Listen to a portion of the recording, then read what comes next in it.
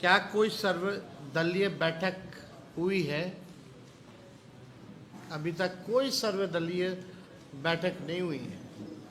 और हम सब लोगों ने जब पिछले बार प्रेस कॉन्फ्रेंस किया था तो हमने कहा था कि हम लोग समय लेंगे चुनाव आयोग से। कई बार हम लोगों ने समय मांगा चुनाव आयोग से। कल भी हम लोगों ने समय मांगा है चुनाव आयोग से, लेकिन अभी तक कोई कंफर्मेशन जो है हम लोगों को नहीं मिला है। अब कितना दिन ही बचा है इस अभियान को, 1 महीने के अंतर्गत जो है ख़त्म करना है। 5-6 दिन हो चुके हैं। हम लोगों ने सवाल उठाए हैं, क्लैरिटी नहीं है। और इन्हीं अभियान के दौरान कई बार दिशा निर्देश, गाइडलाइंस, डॉक्यूमेंट्स, टाइम फ्रेम जो है उसमें बदलाव किया गया है। लेकिन चुनाव आयोग अभी तक हम लोगों को इन मुद्दे पर, जो गंभीर मसला है, लोकतंत्र में संविधान ने गरीबों को, हम सब लोगों को, नागरिकों को एक अधिकार दिया, वोट का अधिकार। इतना गंभीर मसला है, फिर भी चुनाव आयोग गंभीरता से इन बातों को नहीं लेता। तो कई सवाल उठते हैं।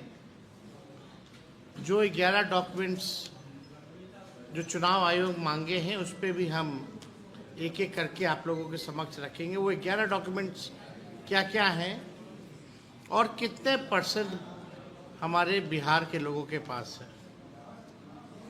वो डॉक्यूमेंट। इसके बाद हमारी कुछ मांगे भी हैं जो चुनाव आयोग से, वो भी आप लोगों के समक्ष जो है हम लोग रखेंगे। ये ऐसा लगता है कि एक तरफा और गोपनीय चुनावी साफ सफाई नहीं है। चुनाव आयोग बिहार में गहन मतदाता पुनरीक्षण क्यों करा रहा है, इसके पीछे जो दलील दी गई है उसे हम पढ़ेंगे। और जो आयोग का जो दलील है उसकी मंशा से ही सवाल जो है खड़े उठते हैं। अब चुनाव आयोग आखिर क्या कारण है कि ठीक 2 महीने पहले चुनाव से इतना बड़ा निर्णय लिया है। अब पूरा नए सिरे से वोटर लिस्ट जो है 8 करोड़ लोगों का बनाने का काम करेगा। अब दलील क्या है? आयोग कहता है पिछली बार गहन मतदाता पुनरीक्षण वर्ष 2003 में हुआ था। उसके बाद से राज्य में शहरीकरण, सूचना का समय पर अद्यतन न होना तथा फर्जी और विदेशी नागरिकों के नाम सूची में दर्ज हो जाने जैसी समस्याएं सामने आई हैं। ऐसे में आयोग ने एक बार फिर पूरे राज्य में विशेष गहन पुनरीक्षण कराने का निर्णय लिया है। दिए गए कार्यक्रम का जो डेट है 1 जुलाई 25 से, उसी के आधार पे 1 महीना के अंदर जो है इनको कंप्लीट करना है। ये दलील है चुनाव आयोग का। तो क्या केवल बिहार ही राज्य है? पूरे देश में क्यों नहीं करा रहे थे? ये सवाल तो उठता, वो भी ठीक 2 महीने पहले। अब सवाल ये उठता है कि शहरीकरण, सूचना का समय अद्यतन, फर्जी, विदेशी नागरिक, इसका जो है प्रक्रिया इसलिए शुरू कराया गया। तो ये प्रक्रिया 1-2 साल पहले क्यों नहीं शुरू कराई गई?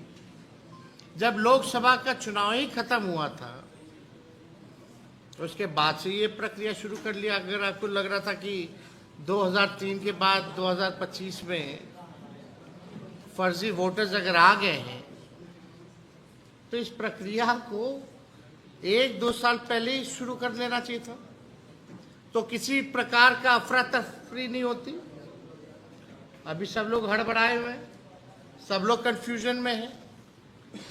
और चुनाव नवंबर में संपन्न होना है और 25 दिन के भीतर इतना गहन पुनरीक्षण कैसे संभव है, ये सवाल उठता है।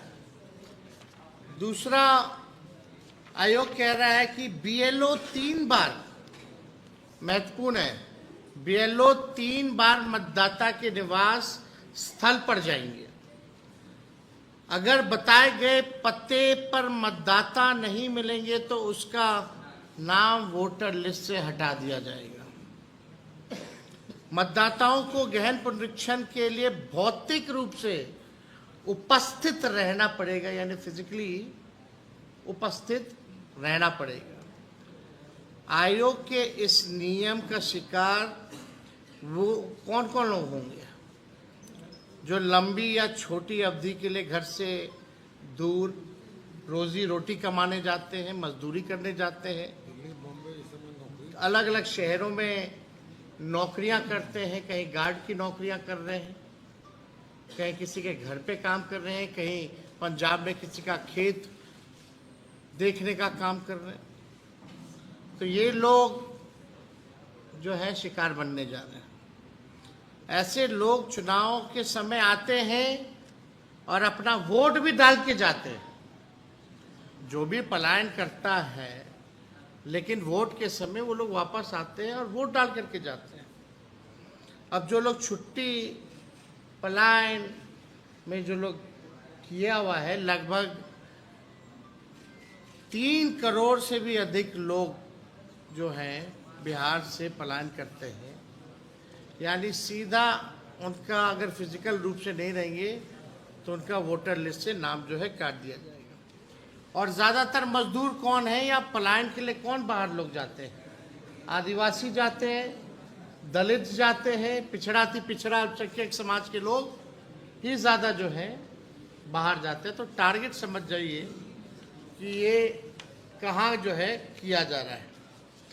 अब दिसंबर 2004 के बाद मतदाताओं को अपने साथ साथ अपने माता पिता दोनों का पहचान पत्र देना होगा। यानी 2 दिसंबर 2004 के बाद मतदाताओं को अपने साथ साथ अपने माता पिता का भी पहचान पत्र जो है देना होगा। और पहचान पत्र के रूप में आधार कार्ड और राशन कार्ड या मनरेगा कार्ड नहीं चलेगा। अब चुनाव आयोग द्वारा 11 दस्तावेज जो है मान्यता प्रदान की गई, लेकिन हम पहले भी आते हैं, कई जगह कितना लोग का आधार कार्ड भी बना है। ये तो सरकार के लोगों को बताना चाहिए। हम पूछना चाहते हैं कि सरकार के लोग या चुनाव आयोग पता करके बताए कि बिहार में कितने लोगों के पास आधार कार्ड है। लेकिन ये भी मान्यता नहीं है। अब आइए, जो 11 दस्तावेज जो मान्यता जो चुनाव आयोग ने दिया है,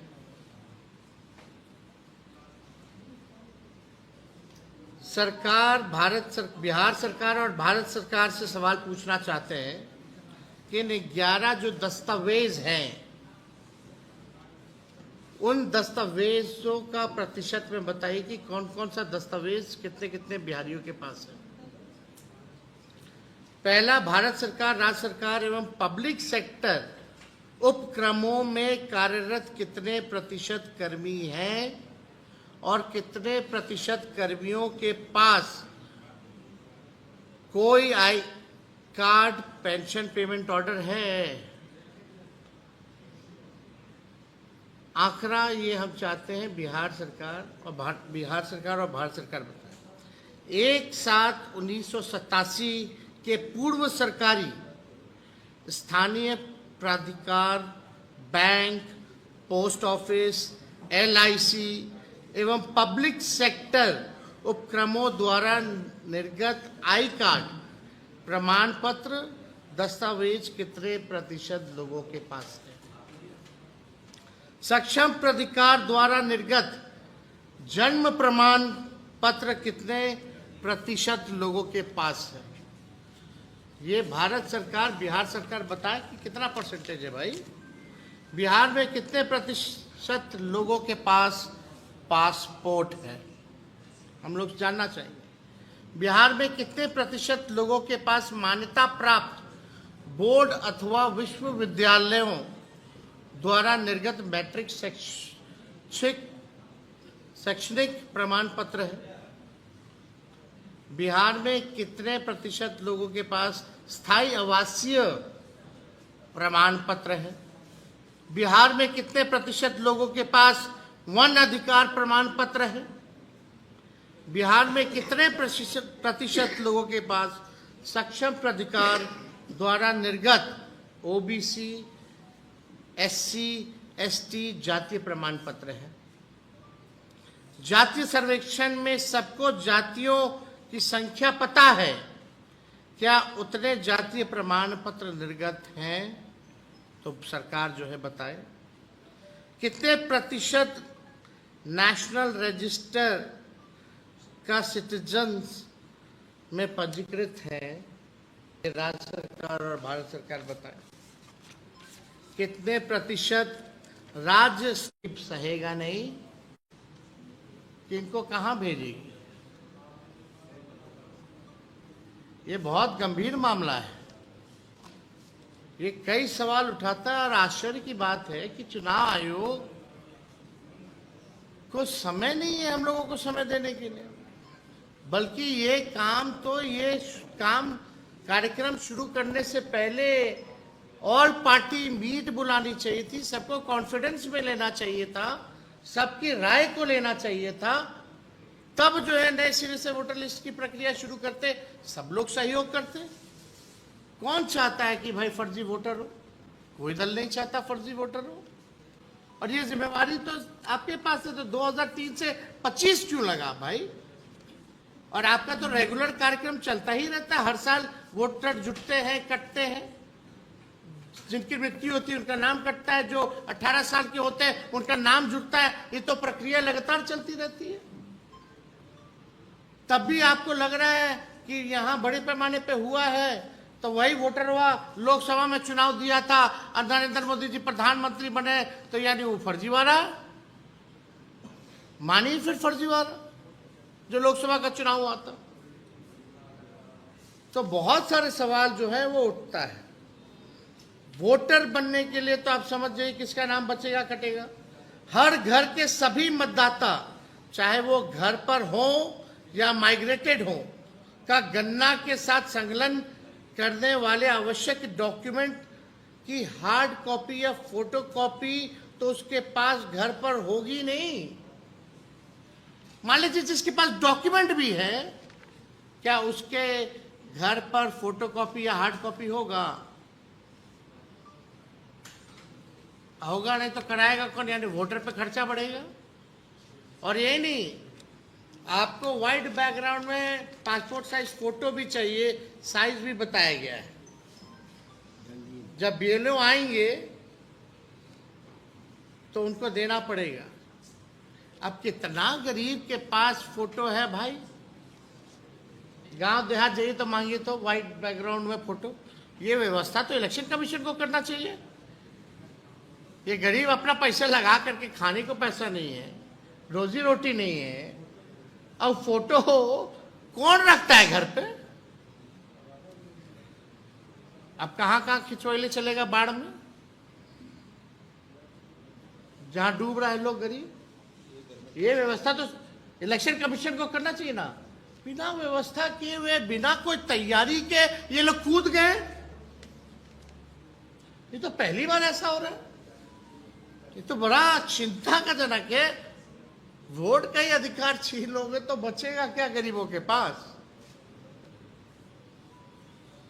चुनाव आयोग की समय सूची टाइमलाइन के अनुसार तैयारी नहीं हुआ। 26 जुलाई तक, सुनिए, 26 जुलाई तक बीएलओ को हर मतदाता के घर जा कर गन्ना फॉर्म का वितरण, कलेक्शन तथा house to house verification exercise कर लेना था।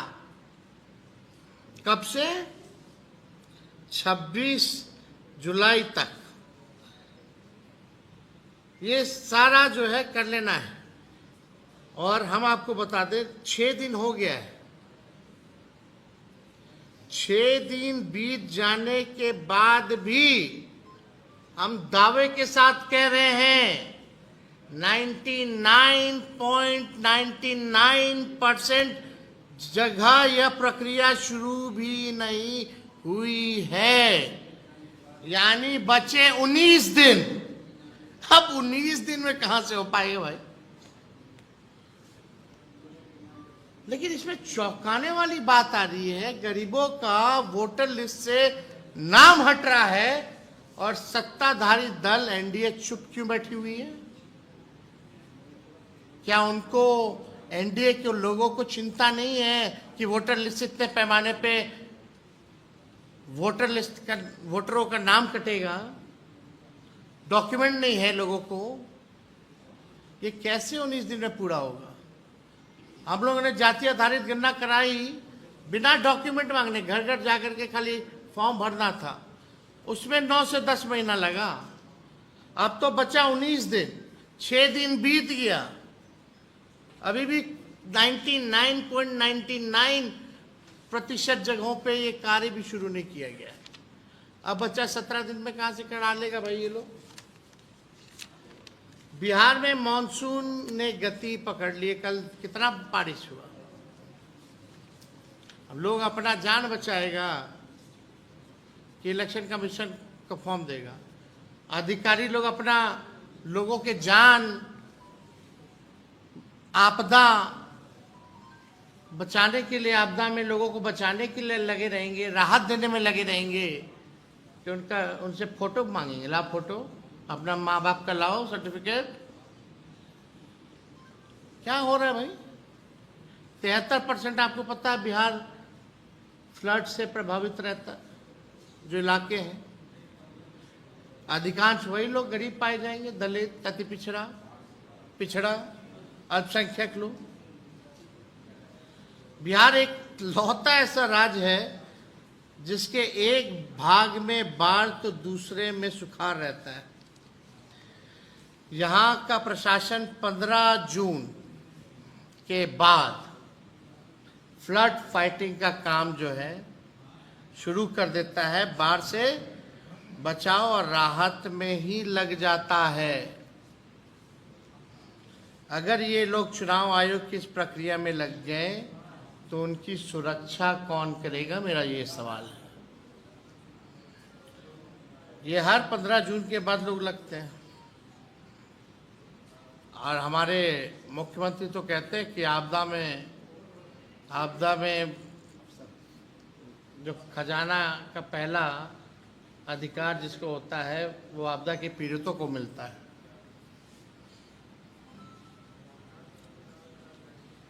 तो मिलेगा नहीं, यानी क्योंकि अधिकारी तो लगे रहेंगे वोटर लिस्ट बनाने में। तो आपदा पीड़ितों को राहत कौन देगा? खजाने का पहला अधिकार जिसको बनता है, यानी वो अधिकार भी छीन रहे हैं लोग।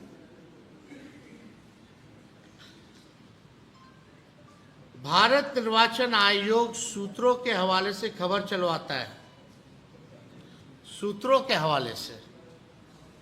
अरे एक बार भी प्रेस कॉन्फ्रेंस किया है क्या? जब से हम लोगों ने मुद्दा उठाया, क्या इलेक्शन कमीशन के लोगों ने प्रेस कॉन्फ्रेंस किया है? जो हमने आपत्ति जताई है या प्रश्न जो हम लोगों ने पूछा है क्लैरिटी को लेकर के, उसको लेकर के एक बार भी इलेक्शन कमीशन ने प्रेस कॉन्फ्रेंस नहीं किया और आयोग सूत्रों के हवाले से खबर चलवाता है। और यही सूत्र जो लोग हैं कुछ महीने पहले इस्लामाबाद, कराची, पेशावर कब्जा लिए थे, यही सूत्र सब है। हमको नहीं लगता लाहौर भी बचा होगा, लाहौर तो बगले में है, मतलब पेशावर तक पहुंच गए थे। वही सूत्रों से ये लोग खबर चलवा रहे हैं।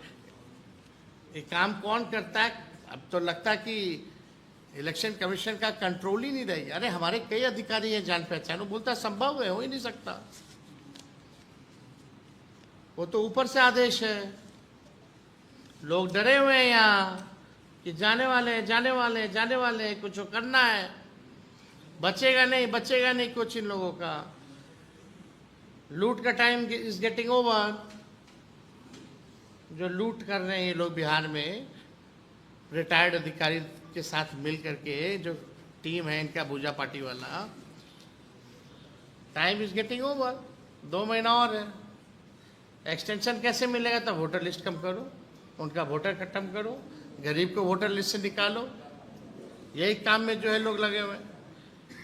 मुख्य चुनाव आयुक्त स्वयं सामने आकर इस गंभीर मुद्दे पर प्रक्रिया क्यों नहीं दे रहे हैं? वो मिस्टर इंडिया क्यों बने हुए हैं भैया? जो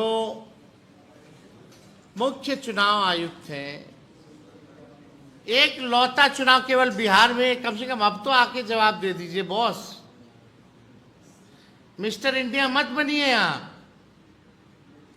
आइए और सीधे जवाब दीजिए। अगर आपकी इंटेंशन ठीक है तो पॉइंट टू पॉइंट हमारे सवालों का जवाब दीजिए, शंकाओं और शिकायतों का जवाब दीजिए। बिहार में 90% लोगों का मानना है कि चुनाव आयोग ने विशेष गहन परीक्षण के नाम पर मोदी, शाह और नीतीश के निर्देश पर पहले से ही विपक्ष के मजबूत बूथों को चिन्हित कर लिया गया है कि किस बूथ, किस विधानसभा से कितने वोट काटने हैं और उनके मजबूत वोटों में कितने जोड़ने हैं। अब सवाल ये खड़ा होता है कि ये तो असंभव काम है, जो प्रक्रिया इतनी जटिल है, कंफ्यूजन इतना है, लोगों को इसमें एंगेज कर देंगे, लोगों को इधर डाइवर्ट कर देंगे कि लोग इधर ही उलझा रहे, फिर बाद में बोलेंगे कि ये प्रक्रिया को ही बंद किया जाता है। हो सकता है कि पहले से ही जो इनको काम करना है, अपने आकाओं के निर्देशों पर, वो पहले ही जो, क्योंकि आजकल तो बूथ का लिस्ट मिल ही जाता है ना भाई, कहाँ कौन बूथ पे आरजेडी जीतती रही है, कौन बूथ पे बीजेपी जीतती रही है, पहले से ही लोग काम कर करके अपना बैठा होगा। और ये केवल आई वॉश है। तो हम लोग सचेत लोग हैं, अचेत लोग उधर हैं, बिहार अलर्ट है, हम लोग टाइट हैं, तभी ना ये सब हो रहा है। ग्राउंड रिपोर्ट तो मिलता ही होगा इन लोगों को। तो हम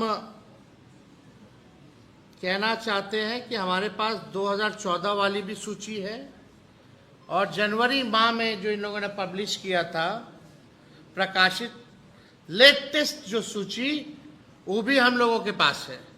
वो चुनाव आयोग द्वारा ही बनाई गई है। उसी सूची के दम पर केंद्र में ये सरकार चुनी गई है।